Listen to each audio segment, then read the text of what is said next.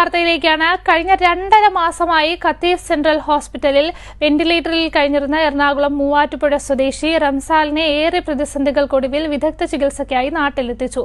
സൌദിയിലെ എറണാകുളം കൂട്ടായ്മയായ സീഫ് പ്രവർത്തകരുടെ പരിശ്രമ ഫലമായാണ് എയർ ആംബുലൻസിൽ നാട്ടിലേക്ക് കൊണ്ടുപോകാൻ സാധിച്ചത്.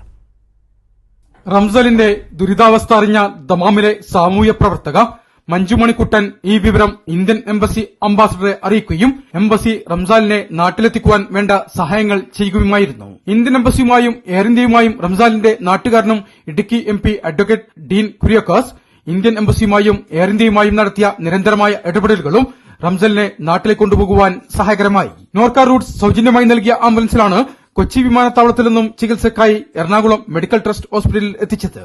ദമാമിലെ ഒരു സ്വകാര്യ കമ്പനിയിൽ ഡ്രൈവറായിരുന്ന റംസാൽ സഹപ്രവർത്തകരെയും കൊണ്ട് ജോലിസ്ഥലത്തേക്ക് പോകുന്ന വഴിയിലാണ് അപകടം സംഭവിച്ചത്.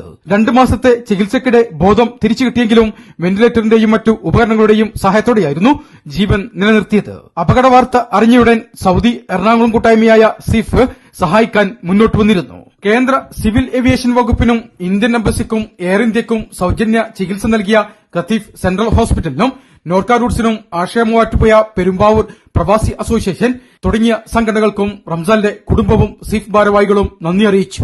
മുജീബ് കളത്തിൽ, ജയ്ഹിന്ദ് ന്യൂസ്, ദമാം.